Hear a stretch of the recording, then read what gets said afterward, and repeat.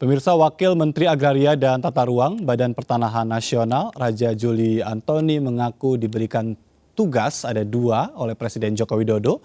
Jokowi pun mendorong supaya ada proses transparansi dalam semua proses.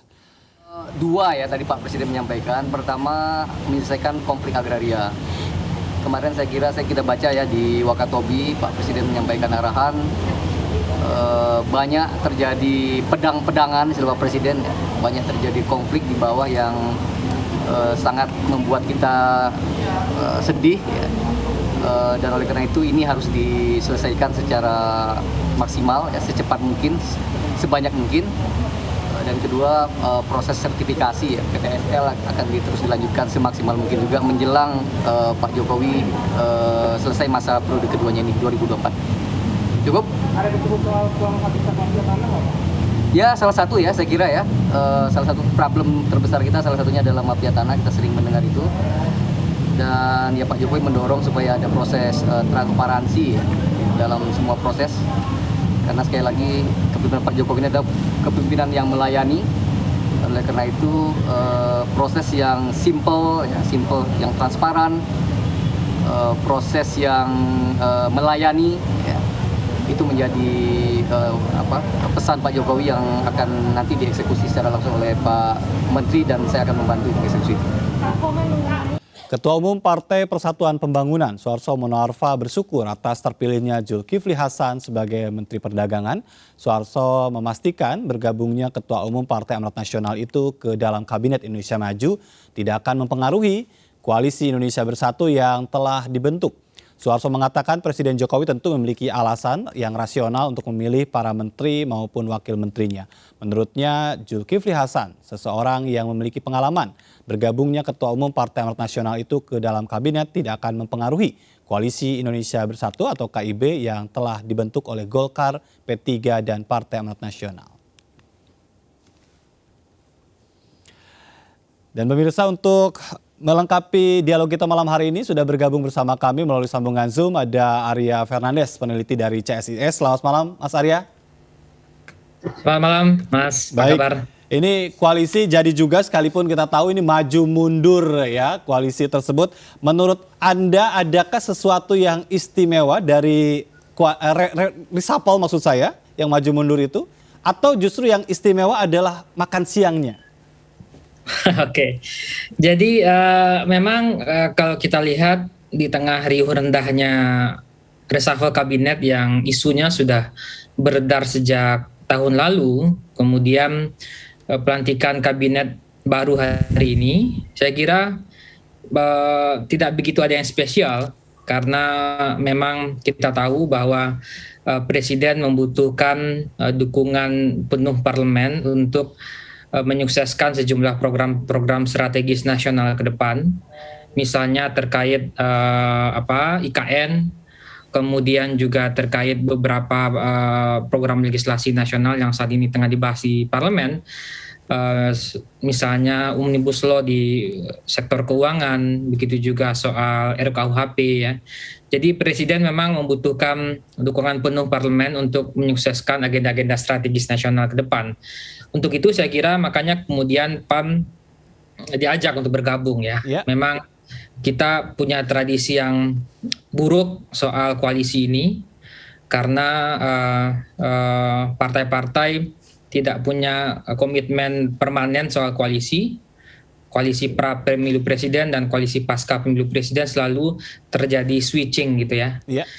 Nah, ke depan mudah-mudahan dengan adanya KIB ini koalisi menjadi lebih permanen. Jadi itu poin pertama saya, Presiden butuh stabilitas, makanya tidak hanya PAN yang diajak.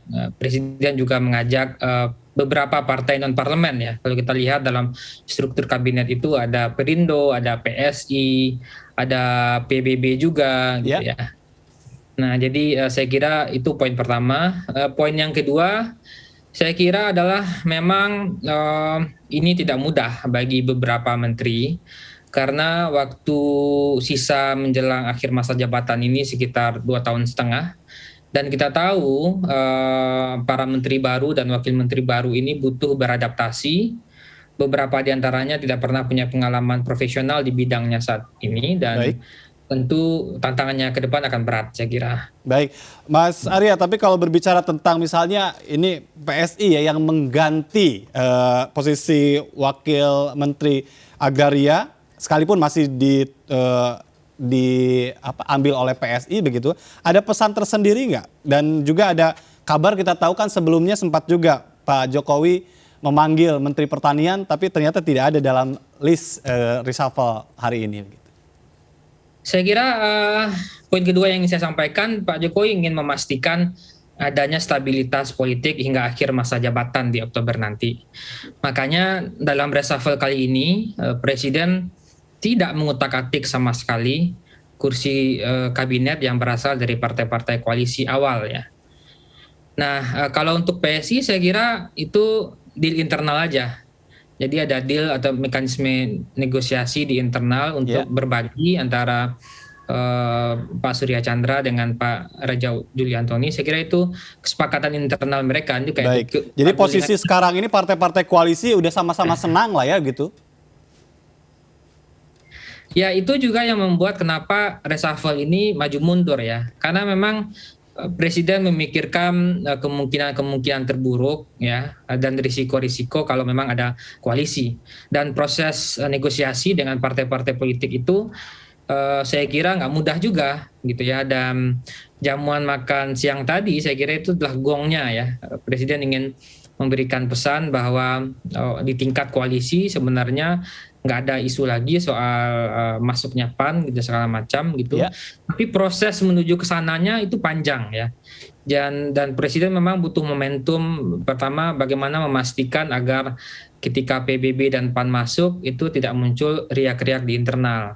Karena dianggap bukan bagian dari partai pendukung sejak awal. Yang kedua, tentu Presiden menegosiasikan kira-kira mana posisi kementerian yang paling lemah ya dari sisi dukungan politik. Makanya kemudian yang digeser itu adalah memang menteri-menteri, selain mungkin kinerjanya beberapanya diantaranya itu memicu kontroversi, misalnya harga minyak goreng yang tinggi, tapi juga menteri-menteri yang memang secara politik dukungannya lemah ya. Misalnya Pak Sofyan bukan kader partai politik tertentu, kemudian juga Menteri Perdagangan juga begitu, sehingga lebih mudah untuk digeser. Sementara kalau kita lihat yang lain kan agak susah, makanya kemudian Presiden juga memikirkan risiko itu dan kemudian tidak menggeser menteri-menteri dari partai politik. Baik, saya ingin ke Mas Rafif. Ini tadi bicara tentang jamuan makan siang. Ada juga yang mengatakan ini adalah bagian dari pesan Pak Presiden. Karena sejauh ini kan ada juga sempat hubungan Pak Jokowi dengan Bu Mega sempat merenggang begitu. Apakah memang pesan itu juga karena kok dipertontonkan sekali begitu kan makan siang dan jalan barengnya itu gitu. Ya, ini satu hal yang menarik ya, dari Pramono mengatakan bahwa ini baru pertama kalinya makan siang digunakan di ruangan presidential lounge. Itu sebenarnya kalau kita mencermati gaya Jokowi ya, sebagai orang yang kemudian menggunakan simbol-simbol, ini mengatakan bahwa Jokowi merupakan salah satu elit yang berpengaruh gitu ya, bahwa dia in power sekarang. Dan mengajak koalisi-koalisi mitranya itu untuk berada di sentrum kekuasaan dengan cara makan siang ini. Saya rasa ini cara satu yang digunakan Jokowi untuk beberapa kali, sempat juga di momen-momen sebelumnya dengan Megawati juga sempat makan siang segala macam. Jadi memang lobby-lobby cara Jokowi gitu ya, Jokowi's way dari caranya kira-kira begitu. Nah memang ini sekali lagi menegaskan posisi Jokowi bahwa dia posisinya adalah salah satu orang yang memegang power dan sekarang juga menentukan juga dalam kontestasi mendatang gitu. Baik, saya ingin ke Partai Amanat Nasional, Mas Rizky. Kalau berbicara tentang pilihan ya sekarang ini kan memang posisi Menteri Perdagangan itu adalah dalam konteks tugas yang sulit dan bisa jadi kalau terlalu lama ini diselesaikan masalah minyak goreng justru bisa berbalik ya, dari yang awalnya bisa menguntungkan PAN justru bisa merugikan Partai Amanat Nasional. Kalau kami tidak ingin menggunakan kata sulit ya Mas ya, kami melihat kami tertantang, dan khususnya Ketua Umum kami Bapak Zulkifli Hasan di hari pertama itu sudah menyebutkan bahwa harga minyak goreng khususnya yang curah itu akan diusahakan sesuai yang diminta oleh Pak Jokowi, yaitu di angka 14.000 spesifik. besok di hari pertama sebagai Menteri Perdagangan, Pak Zul juga akan langsung turun sidak ke pasar-pasar tradisional untuk memastikan tidak hanya minyak goreng, tapi juga harga-harga kebutuhan pokok lainnya itu stabil. Apalagi sebentar lagi kita mau memasuki Hari Raya Idul Adha. Ya. Jadi kita melihat bahwa ini tantangan yang tidak mudah memang, tapi kami memiliki keyakinan penuh bahwa posisi kami di kabinet sebagai Menteri Perdagangan bisa memberikan kontribusi positif terhadap kesuksesan pemerintahan Pak Jokowi. Baik, tapi kalau berbicara tentang posisi Menteri Perdagangan ya, kan kita tahu ada beberapa tradisi begitu kan, ini pegangannya ini sepertinya pegangan baru bagi Partai PAN ya? Kalau dibilang baru diartikan karena belum pernah ada kader kami yang menduduki posisi itu, kami terima sah-sah saja. Tapi kalau disebut dalam tanda kutip mainan, kami tidak setuju sebetulnya, karena ini sebetulnya pos yang tidak ringan dan juga kami tidak pernah mengincar seperti yang saya utarakan di awal. Kami tidak pernah meminta, kami tidak pernah mengincar, tapi ternyata Pak Jokowi percaya dengan track record dan juga background yang dimiliki oleh Pak Zul. Pak Jokowi mengutarakan, kalau kita lihat di statement beliau, bahwa Pak Zul memiliki track record sebagai pengusaha sebelum terjun ke dunia politik, sangat mengerti realita di lapangan, di sektor real, di sektor mikro. Itulah salah satu alasan utama mengapa Pak Jokowi mempercayakan posisi Menteri Perdagangan kepada Pak Zulkifli Hasan. Baik, Mas Arya, apakah ini reshuffle yang terakhir? Ya, saya kira ini akan jadi reshuffle yang terakhir ya, karena sisa masa pemerintahan sekitar 2,5 tahun, dan tentu akan berisiko, dan tahapan pemilu kita ingat juga sudah dimulai kemarin ya, dan partai-partai juga akan segera melakukan proses internal untuk nominasi kandidat ya, melalui proses pencalegan, kemudian juga soal penyiapan infrastruktur partai untuk menyongsong pemilu ya, belum lagi soal kandidasi kepemimpinan nasional. Baik. Jadi tapi kalau jujur kita melihat kalau berbasis pada kinerja, sebetulnya harapan publik menurut Anda masih besar nggak untuk mereshuffle lagi begitu? Ya, kecuali ada beberapa, mungkin kalau akan ada reshuffle, ini aja kan reshuffle terbatas sebenarnya. Iya. Karena kan hanya 2 pos menteri yang digeser, pos wakil menteri itu ditambah ya, ada yang digeser juga, misalnya Wamendagri segala macam. Iya. Yang ditambah cuman ya Menteri Wamenaker aja ya. Ketenagakerjaan ya. Satu pos ditambah untuk wakil menteri dan 2 pos digeser ya. Jadi memang relatif reshuffle yang terbatas. Tapi nanti menjelang akhir pemerintahan, kalau memang ada situasi yang dianggap krusial, mungkin bisa saja opsi reshuffle terbatas akan dilakukan presiden. Tapi sebetulnya kalau berbicara tentang apa yang tadi Anda katakan untuk memperkuat ya posisi Presiden Jokowi jelang 2024, ini kan ada banyak kursi wakil menteri yang masih kosong begitu. Kenapa tidak sekarang diberikan, atau Anda sendiri melihatnya seperti apa? Bisa saja kan itu juga bisa menjadi ajang untuk dalam tanda petik ya bagi-bagi begitu? Ya tentu itu saya kira berisiko juga bagi presiden quote unquote mengobral gitu ya. Karena kan posisi wakil menteri itu tentu punya pertimbangannya sendiri, apakah dianggap punya dari sisi job desk atau dari sisi lingkup kerja itu dianggap penting untuk ditambah atau tidak gitu. Presiden juga menyadari bahwa opini publik soal bagaimana presiden melakukan reshuffle ini tentu juga dilihat oleh publik ya. Dan saya kira presiden nggak mau ngambil risiko untuk terlihat seperti memberikan banyak katup-katup pengaman politik untuk menjelang akhir masa jabatan gitu ya. Baik, tapi kalau Mas Rabib apakah punya pandangan tentang posisi wakil menteri ternyata tidak diobral begitu kan? Padahal masih banyak loh kesempatan untuk bisa memasukkan orang di kabinet di posisi wakil menteri.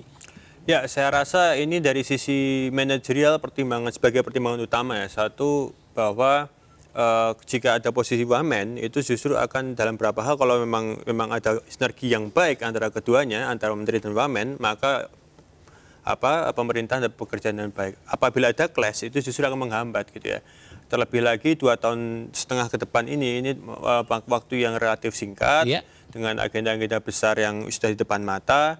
saya rasa dengan adanya pun reshuffle sekarang, tantangan manajerial juga berat. Kita tahu misalnya seperti Pak Hadi Cahyono ini ya. Cahyanto, sorry, mohon maaf. Ini beliau sama jadi Panglima TNI itu kan komandonya satu garis lurus ke bawah gitu ya. Nggak ada debat, tidak ada penilaian publik yang terlalu bermacam-macam. Tapi ketika berada dalam pos menteri ini maka kemampuan mengontrol berkoordinasi dengan dirjen gitu ya, bagaimana perspektif publik itu menjadi hal yang patut untuk dipertimbangkan gitu ya. Jadi komunikasi ke publik harus diperbaiki dan segala macamnya. Ini tantangan yang juga memang tidak hanya ke menteri yang baru saja di reshuffle, tapi juga udah menteri-menteri yang lain karena ini berhubungan dengan bagaimana publik menilai, bagaimana legitimasi penerimaan publik terhadap pemerintahan sekarang. Apakah puas atau tidak puas dengan pemerintahan sekarang? Baik, dan juga yang menjadi menarik kemudian adalah bagaimana kontestasi menjelang 2024 dengan masuknya Partai Amanat Nasional dalam posisi sebagai menteri. Di tengah juga ada banyak nama-nama menteri lain yang juga cari panggung untuk 2024. Apakah ada yang berubah? Kita akan cari tahu sesaat lagi. Tetap bersama kami di MNC News Prime.